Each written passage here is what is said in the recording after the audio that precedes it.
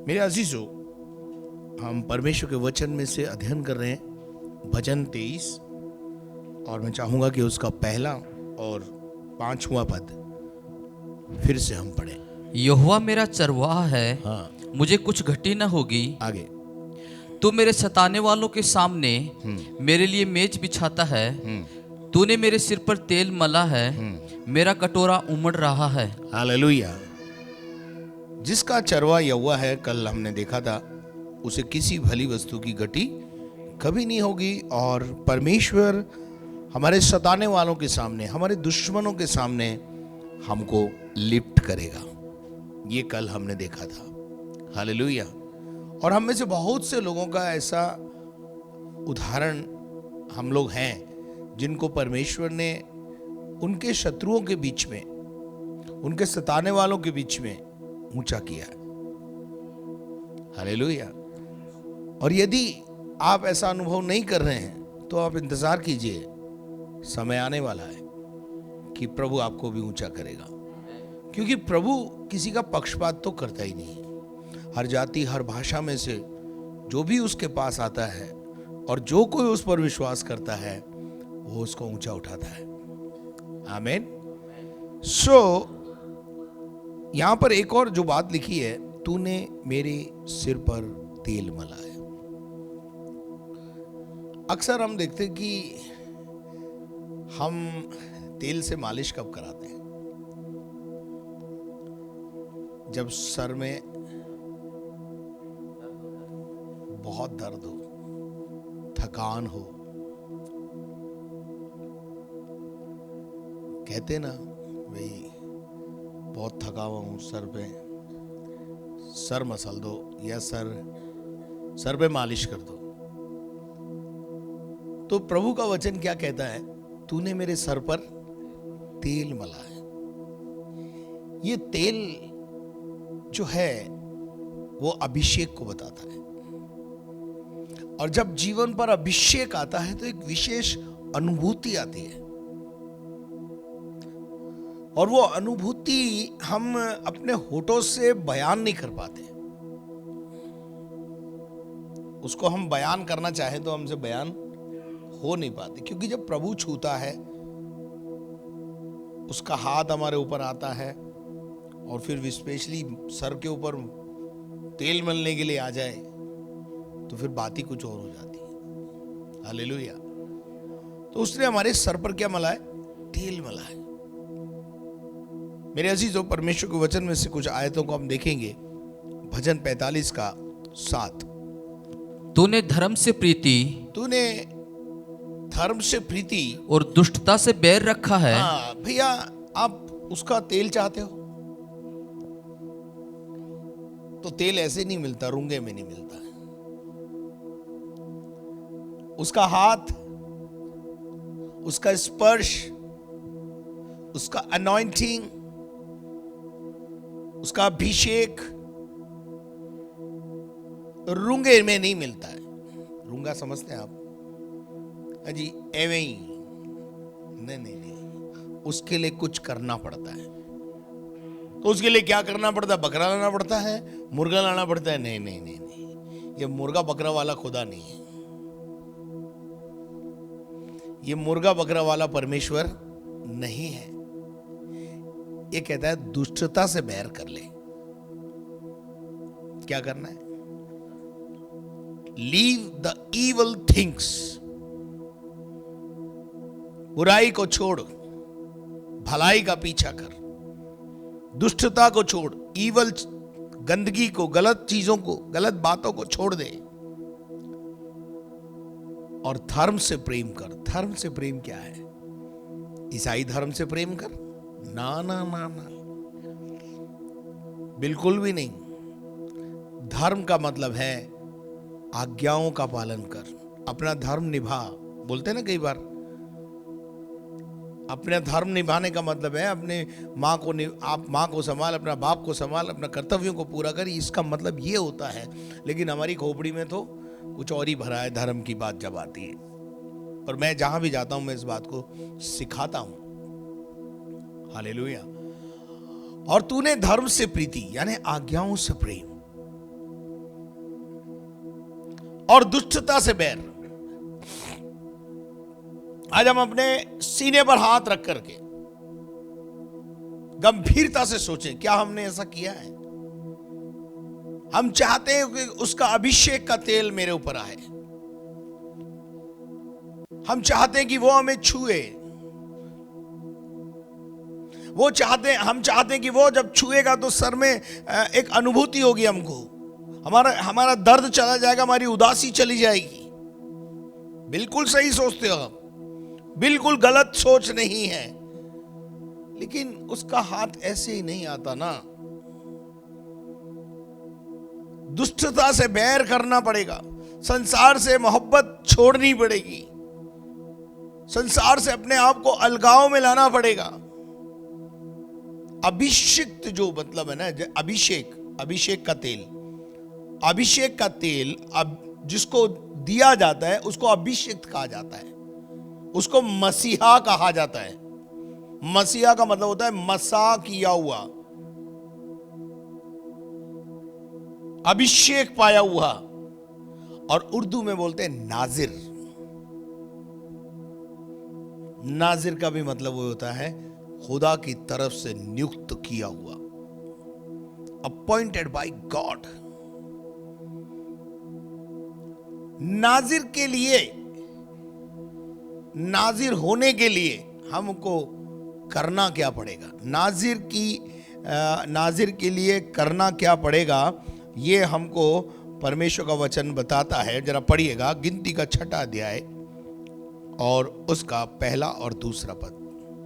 फिर यहोवा ने मूसा से कहा, फिर खुदावंद ने मूसा से कहा, इजराइलियों से कह कि जब कोई पुरुष या स्त्री नाजिर की मन्नत अर्थात अपने को यहोवा के लिए न्यारा करने की विशेष मन्नत। न्यारा का मतलब समझते हैं आप? अरे अगर न्यारा का मतलब हिंदुस्तान के लोग नहीं समझेंगे तो क्या दूसरे लोग समझेंगे? न्यारा मतलब अलग करना। तू बड़ा न्यारा है क्या, ऐसे भी बोल देते हैं हम लोग। न्यारा का मतलब अद्भुत, अलग, अपने आप को बिल्कुल अलग। जो मसीह में है वो न्यारा है, और अगर वो न्यारा नहीं है तो वो मसीह नहीं है। समझ में आ रही कुछ बात? जो मसीह में है वो न्यारा है, और जो जिसे संसार से मोहब्बत है वो न्यारा नहीं है, वो मसीह में है ही नहीं। न्यारे के लिए विशेष मन्नत माने तो उसे क्या करना है? आगे पढ़ो। तब वह दाख मधु आधी मदिरा से अलग रहे। किससे? दाख मधु क्या रहे? न्यारा, अलग। हमको दाख मधु भी चाहिए, हमको मधुशाला भी चाहिए, और प्रभु भी चाहिए। शराब भी चाहिए और प्रभु भी चाहिए। It is impossible. न्यायियों की किताब में 13वां अध्याय में जब जाएंगे आप, तो मानो की पत्नी के पास जब परमेश्वर का दूत आया और उससे कहा कि तू गर्भवती होगी, इसलिए अपने आप को अब दाख मदिरा से दूर रखना, अलग रखना, क्योंकि जन्म से जो तेरे गर्भ में है वो जन्म से नाजिर है। नाजिर का मतलब होता है अलग किया हुआ। कलीसिया जो शब्द है उसका अर्थ क्या है? एक्लीसिया से कलीसिया शब्द बना है, और एक्लीसिया का जो मीनिंग है वो है अलग किया हुआ। किसी विशेष उद्देश्य के लिए जब किसी व्यक्ति को या स्त्री को अलग कर दिया जाता है, और चर्च में जितने लोग आ रहे हैं, कलीसिया में जो लोग आ रहे हैं, वो अलग किए हुए लोग हैं किसी विशेष उद्देश्य के लिए, सुसमाचार के लिए। हम न्यारे हैं, न्यारे।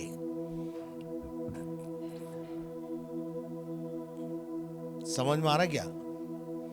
अगर हम न्यारे हैं तो उसके हैं, और अगर हम न्यारे नहीं हैं, अलगाव का जीवन हमारा नहीं है, कभी ब्लेसेड नहीं होंगे। अलगाव, separation, separation from the world. It is very necessary for the kingdom of God. परमेश्वर के राज्य के लिए, स्वर्ग के राज्य के लिए न्यारा होना जरूरी है. दुनिया के लोग बोलेंगे तू अलग ही है क्या, तो उनको बोलो हां मैं अलग हूं. हां मैं अलग हूं. मैं संसार का नहीं हूं. मैं संसार में रहते हुए भी यहां पर यात्री, परदेसी और मुसाफिर हूं. मैं स्वर्ग का हूं. धरती की चीजों का मुझ पर कोई असर नहीं आएगा. आएगा क्या? मेरे अजीजों, हम इस बात को समझें. वो दाख मधु ना पिए, और क्या लिखा है? न मदिरा का सिरका पिए, ना मदिरा का सिरका पिए, और न दाख का कुछ रस पिए, और जितने दिन वरन दाख न खाए, और चाहे हरी हो चाहे सूखी. आगे जितने दिन वह न्यारा रहे उतने दिन तक यह बीज से ले छिलके तक जो कुछ दाखलता से उत्पन्न होता है उसमें से कुछ ना खाए. मतलब एक विशेष योजना के लिए जो चुना जाता है उसको कुछ विशेष चीजों से अलग रखा जाता है. तूने, अब वापस हम वहां आएंगे 45:7 में, तूने धर्म से प्रीति, तूने धर्म से प्रेम और दुष्टता से बैर रखा है, और दुष्टता से नफरत की है, बैर किया है. इस कारण बोलो इस कारण परमेश्वर ने हाँ तेरे परमेश्वर ने तुझको तेरे साथियों के मध्य हर्ष के तेल से अभिषिक्त किया है. काय का तेल? उदासी का नहीं, दुख का तेल नहीं, आनंद का तेल, हर्ष का तेल. हम खुशियों में जीवन व्यतीत करने के लिए अलग हुए हैं, और हमारी खुशियां सदा काल की हैं. यीशु मसीह ने कहा संसार में थोड़ा समय तुम्हें क्लेश होता है, पर ढाढ़स बांधे रहना, हारना मत. मैंने संसार को जीत लिया है कि तुम अनंत जीवन पाओ, खुशियों का जीवन पाओ, बहुतायत का जीवन पाओ. अभिषेक का तेल, उसने मेरे सर पर तेल मला है. तेल चरवाहा अपनी भेड़ों पर मलता है, इधर उधर नहीं घूमता फिरता तेल की बोतल लेके.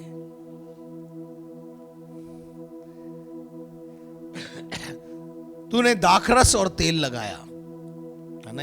नए नियम में एक सामरी जब उतरता है तो दाखरस और तेल मलता है. ये तेल क्या है? ये विशेष एक सेवा है, अभिषेक का तेल. जिसके ऊपर अभिषेक का तेल लग गया है उसके पास आनंद ही आनंद है, उसके चरणों में आनंद ही आनंद है. मेरे अजीजों, परमेश्वर का वचन हमें बताता है कि हम आनंद के तेल से अभिषेक किया गया हमारा. आमीन.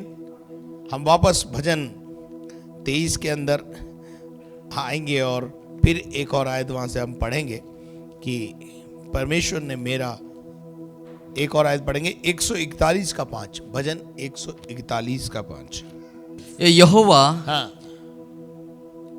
धर्मी मुझको मारे तो यह कृपा मानी जाएगी. धर्मी यदि मुझे मारे, डांटे, तो यह कृपा मानी तो जाएगी. ये क्या है मेरे लिए? है? कृपा मानी जाएगी. आज मुझे बताइए, ये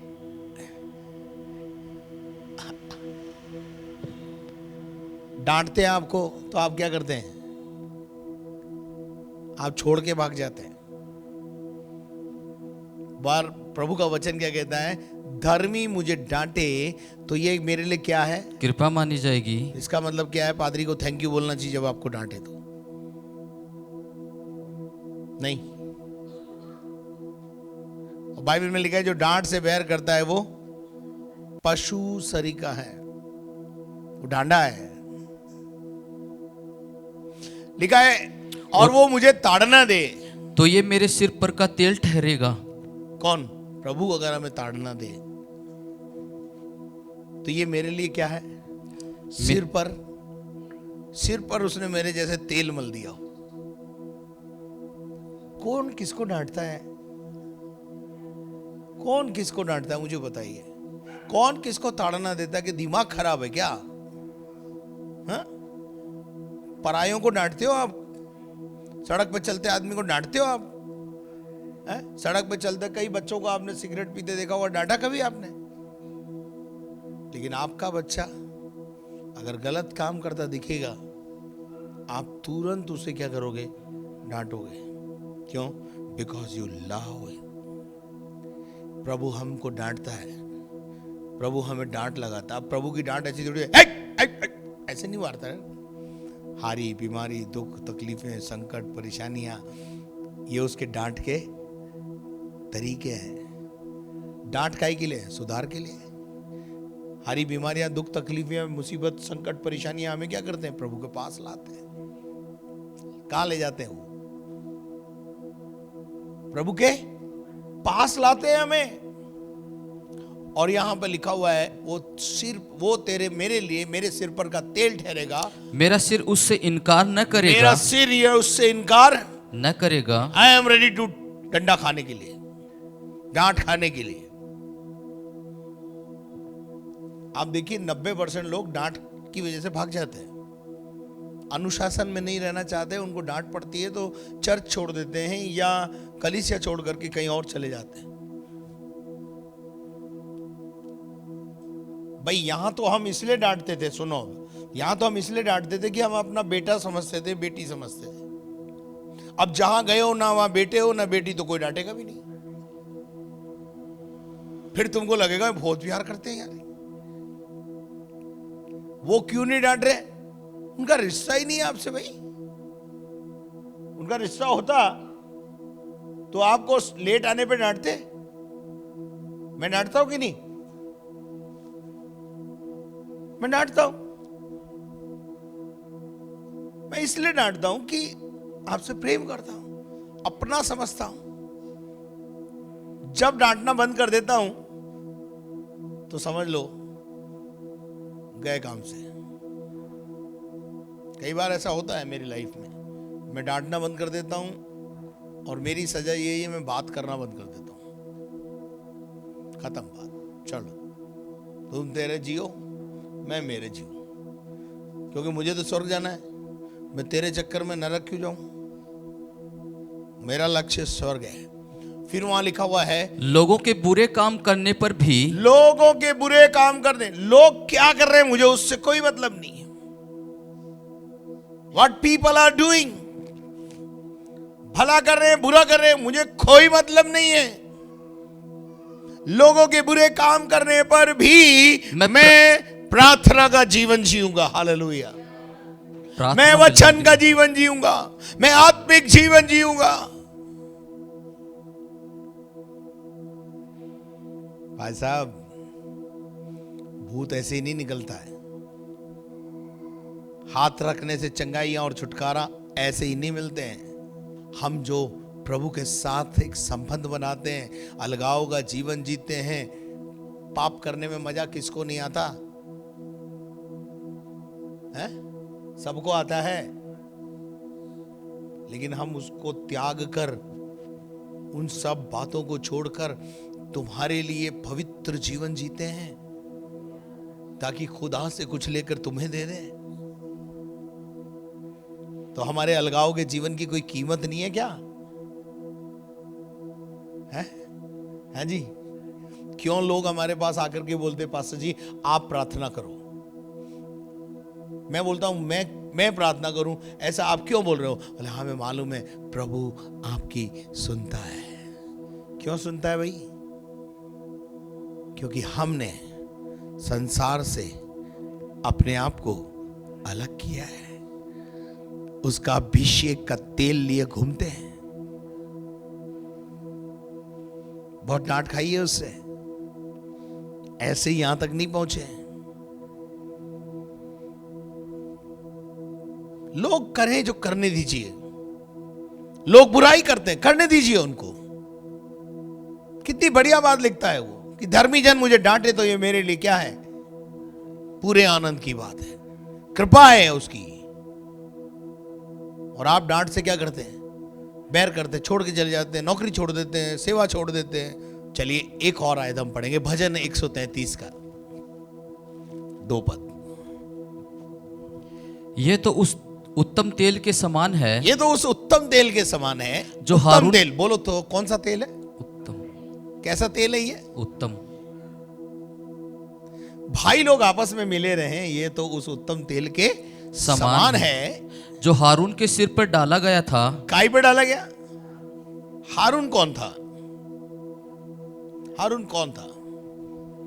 हारून मूसा का बड़ा भाई था, लेकिन याजक था, याजक पद था उसका। और याद रखिएगा, याजक पहले आशीषित होगा। क्या? हारून के तेल कहां आया? हारून के सिर पर आया। हारून के सर पर तेल नहीं आता तो दाढ़ी पे आता, दाढ़ी से वस्त्र के छोर और नीचे तक जाता नहीं जाएगा। तो ये एक थ्योरी है, इसमें एक थ्योरी निकलती है। इसमें एक थ्योरी ये है कि सबसे पहले परमेश्वर के दास को आशीषित करेगा। क्या क्या? परमेश्वर सबसे पहले परमेश्वर के दास को, अपने दास को ब्लेस्ड करेगा, फिर वो ब्लेसिंग नीचे आएगी, असिस्टेंट पास्टर्स पर आएगी, इवेंजलिस्ट पर आएगी, और उसके बाद बहते बहते हर विश्वासी के पास पहुंच जाएगी। हमेशा ये याद रखिएगा, ब्लेसिंग हमेशा ऊपर से नीचे आती है। कहां से आती है? क्रम है ये। ब्लेसिंग देने वाला कहां बैठा है?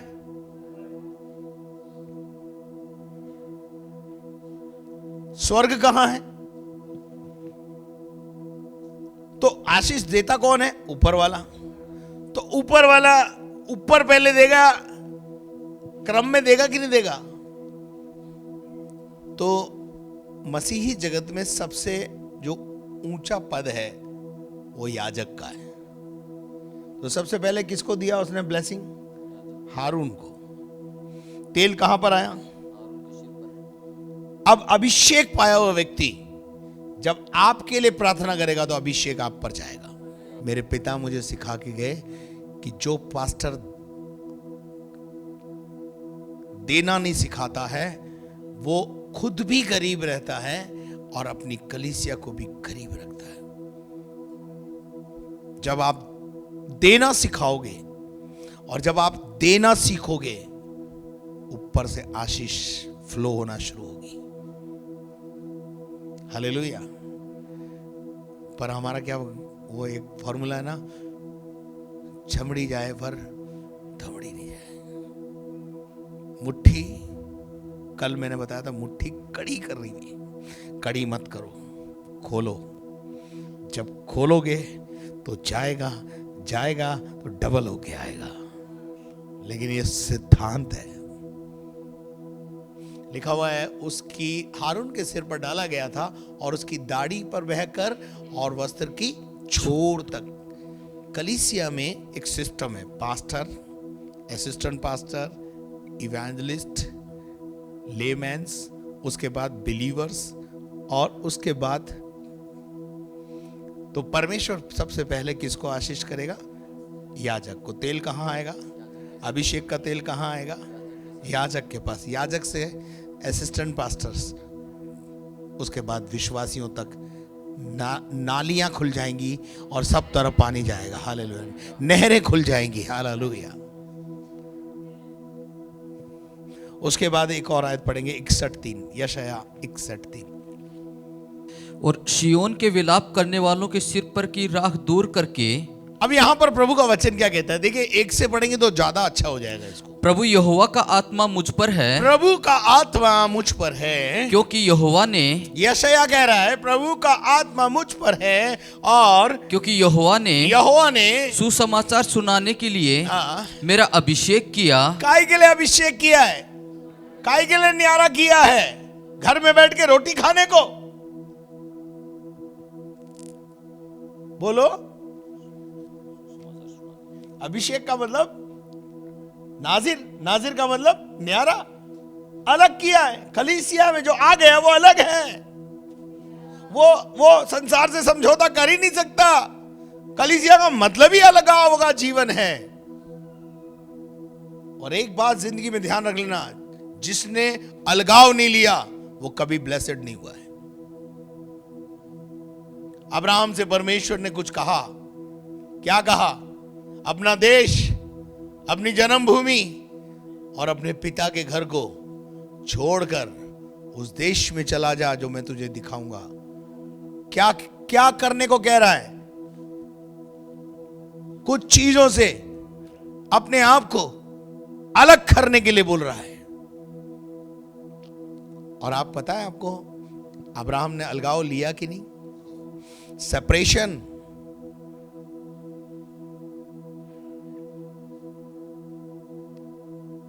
मूसा become a good leader, but Musa ने क्या करना पड़ा? मूसा को इब्रानियों की पत्री 11 अध्याय 24, विश्वासी से मूसा के माता पिता ने उसको उत्पन्न होने के बाद 3 महीने तक छिपा के रखा। 3 महीने तक अपने आप को छिपा लिया, और क्योंकि उन्होंने देखा कि बालक सुंदर है और वे राजा की आज्ञा से न डरे। राजा की आज्ञा से नहीं डरे। आज्ञा क्या थी? बेटा उत्पन्न होगा तो उसे मार डालना है, लेकिन वो राजा की आज्ञा से नहीं डरे और उन्होंने बेटे को जिंदा रखा। और विश्वासी से, अब देखिए, विश्वासी से मूसा ने सयाना होकर फिरौन की बेटी का पुत्र कहलाने से इनकार किया। बेटी का पद, राजकुमार के पद से अलगाव लिया। मिस्र के भंडार को पढ़िए, 24 आगे पढ़िए। इसलिए कि उसे पाप में थोड़े दिन के सुख, पाप में थोड़े दिन का सुख भोगने से अच्छा है परमेश्वर के लोगों के साथ, परमेश्वर के लोगों की संख्या उठाऊंगा मैं, दुख भोगना अधिक उत्तम लगा। आगे आगे आगे। उसने मसीह के कारण निंदित होने को मिस्र के भंडार से बड़ा धन समझा। क्या समझा? छोड़ा कि नहीं? छोड़ा कि नहीं? चाहता तो अपनी जिंदगी पूरी महल में काट सकता था। यूसुफ चाहता तो पोतीफर के घर में पूरी जिंदगी काट सकता था,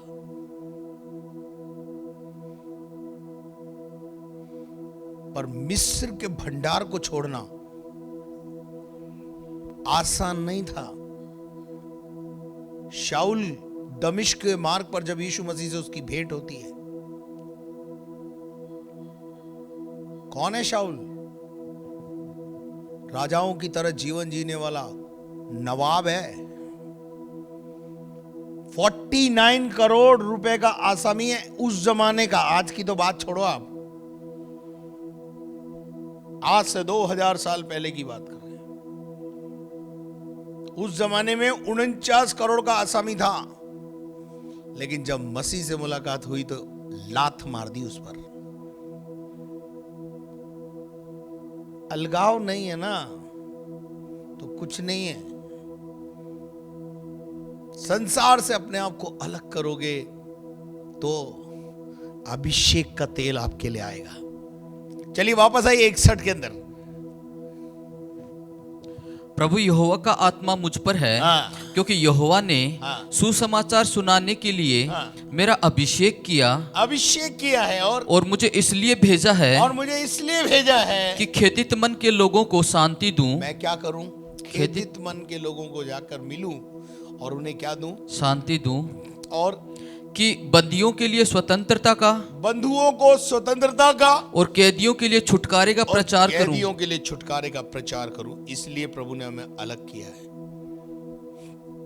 आगे कि यहोवा के प्रसन्न रहने के वर्ष का और हमारे परमेश्वर के पलटा लेने के दिन का प्रचार करूं। आगे कि सब विलाप करने वालों को शांति दूं। सब विलाप करने वालों को क्या दूं? इसलिए आपको प्रभु ने अलग किया है। ये तो यीशु मसीह के बारे में भविष्यवाणी है। आगे और सिय्योन के विलाप करने वालों के सिर पर सर पर की राख दूर करके क्या सुंदर पगड़ी बांध दूं। एक मिनट, इसको थोड़ा गहराई से लेना है। सिय्योन के अंदर भी विलाप है क्या?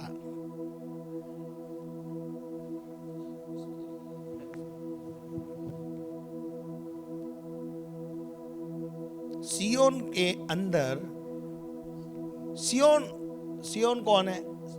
सिय्योन स्वर्ग का प्रतीक है। सिय्योन के विश्वासी का मतलब है सिय्योन के यात्री। जो लोग स्वर्ग के जाने की यात्रा कर रहे हैं उनके बारे में बोल रहे हैं। उनके अंदर विलाप कहां से आ गया? उनके अंदर भी क्या आ जाता है कभी कभी? विलाप। विलाप एवे ही नहीं आता, विलाप के कारण होते हैं। नंबर 2 वहां लिखा हुआ है उन वालों के सिर पर राख दूर करके। राख कैसे आ गई ना हमारे पर? है?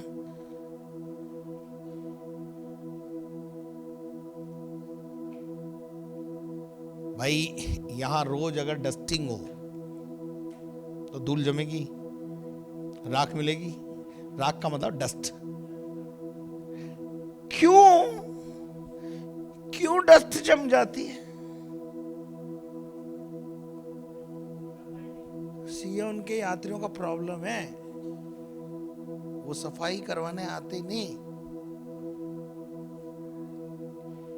आई समझ में। उनको भी किस चीज की जरूरत है रोज? आप मुझे अपने वो घर में जो बाई आती है पोछा झाड़ू पोछा लगाने वाली, क्यों उसके पीछे पड़े रहते हो? डस्टिंग कर।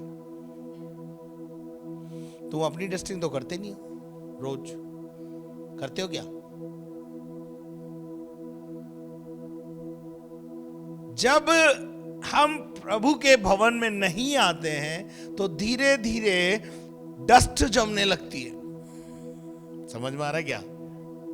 हालेलुया। राख दूर करके, राख कैसे आ जाती है वो मैंने आपको बताया। देखो बाइबल की एक एक आयत को ना थोड़ा प्यार से गौर से पढ़ा करो तो आपको बहुत मजा आने लगेगा। फिर उसके बाद लिखा है कि उनका विलाप, उनको राख को दूर करके सुंदर पगड़ी बांधूंगा।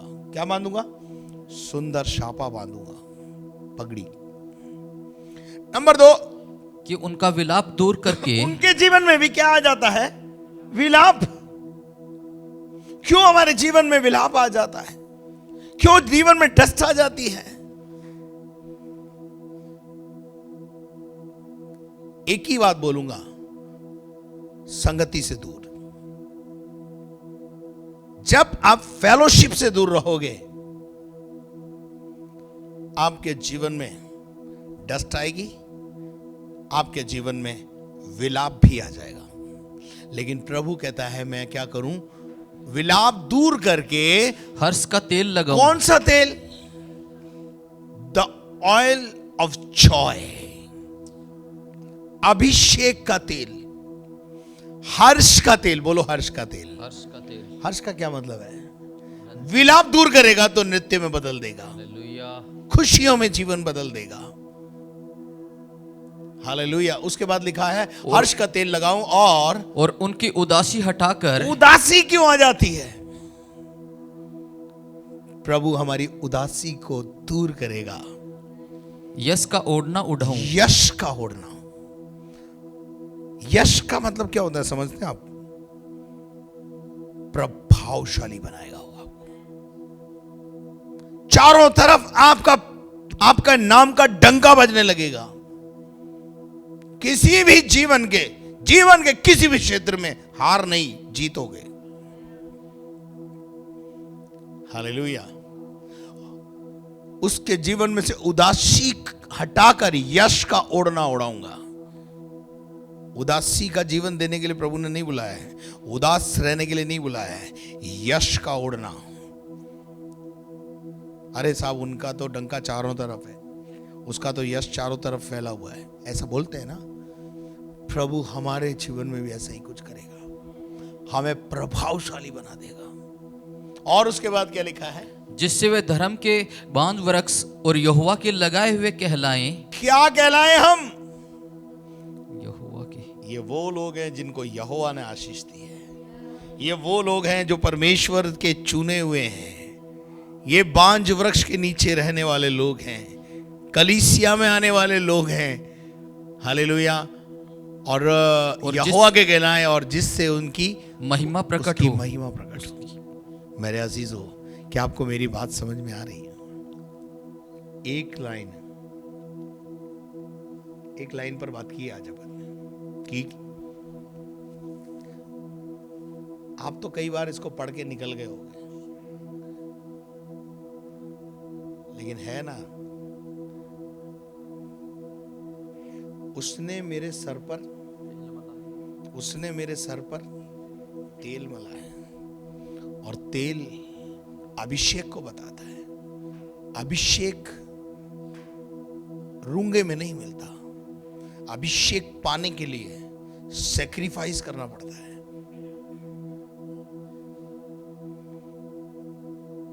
देखिए, मैं एक बात बोलकर अपने कथन को विराम दूंगा। अब्राहम के जीवन को 3 बातें बताऊंगा। पहली बात सेपरेशन, दूसरा सैंटिफिकेशन। पहला है सेपरेशन, अलगाव के बाद पवित्रता। अलगाव का मतलब ही पवित्रता में आगे बढ़ना है। समझ में आ गई? अलगाव का मतलब ही निर्णय है एक कि मैं इसको छूंगा नहीं, पवित्र जीवन जीऊंगा। सैक्रिफाइस बाद में है, पहले क्या है? सेपरेशन, सेपरेशन के बाद सैंटिफिकेशन, सैंटिफिकेशन के बाद सैक्रिफाइस है। परमेश्वर ने अब्राहम से कहा, अपना देश, अपनी जन्मभूमि छोड़कर उस देश में चला जा जो मैं तुझे दिखाऊंगा। 17वें अध्याय में परमेश्वर ने आकर के कहा, बी परफेक्ट, अपने आप को सिद्ध बना। क्या मतलब है इसका? सैंटिफिकेशन। 22वें अध्याय में उसने कहा, बलिदान चढ़ा।